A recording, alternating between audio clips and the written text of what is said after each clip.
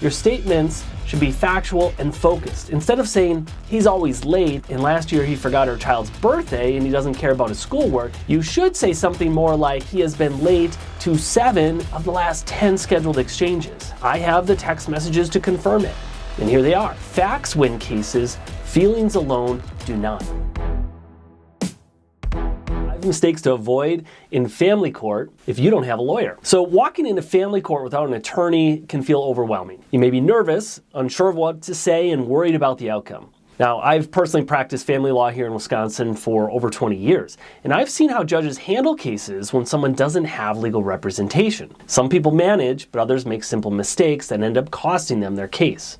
So in this video, I'm going to break down the 5 most common mistakes that people make when they're representing themselves in family court, and more importantly, how you can avoid them. So mistake number 1 is not knowing the rules. Family court actually runs on rules, deadlines, and procedures, and if you're representing yourself, the court still expects you to follow the same process as if you were an attorney. That means filing the right documents, serving the other party properly, and meeting every deadline. So cases where someone had a strong argument, but because they didn't submit their evidence on time, in those matters, the judge couldn't even consider it. And the truth is, you don't get any extra leeway just because you don't have a lawyer.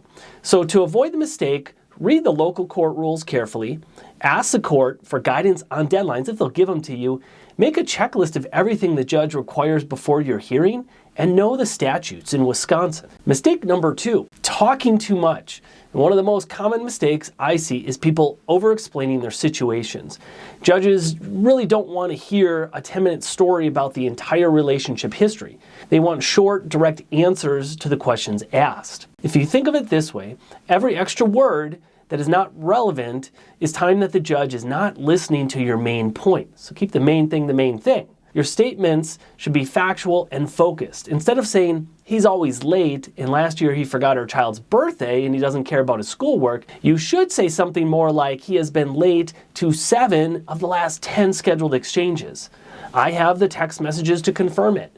And here they are. Facts win cases, feelings alone do not. Mistake number 3, ignoring evidence. Family court decisions are based on what you can prove. You may know in your heart what's true, but unless you have documentation or a witness, it's just your word against the other parents. I've seen people lose custody arguments because they didn't bring the school attendance records, medical notes, or text messages that would have backed up their claims. If you're representing yourself, you need to walk into court and you need to have documentation, a folder of organized evidence. And you want to think of every statement you want to make and ask yourself, what proof do I have of that? If you can't answer that question, the judge may not give your statement much weight. Here's mistake number 4, is showing disrespect in court. Family court, let's be honest, is very emotional. You may feel attacked, you may feel unheard or angry, but how you carry yourself in front of the judge matters. And it matters just as much as the facts of your case. I've seen people roll their eyes, argue with the judge, interrupt the other parent, and get visibly frustrated. It's just poor body language, and all of those things hurt your credibility. The judge is looking at these things, maturity, stability, and self-control. And if you're unable to demonstrate that in court, guess what? It's harder for them to believe you that you can provide that for your child. So the best way to avoid this mistake is stay calm, even when it's difficult.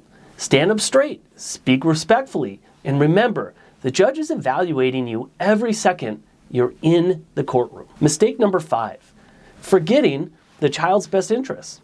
In custody cases, especially, judges are not focused on punishing one parent or rewarding the other. Their number 1 responsibility is the best interest of the child. And if your arguments sound like they're about what's fair to you, rather than what's best for your child, you've missed the mark. Instead of saying, I deserve more time because she took time away from me, focus on the child. More time with me would give our child consistency during the school week. It would help with his grades and his attendance.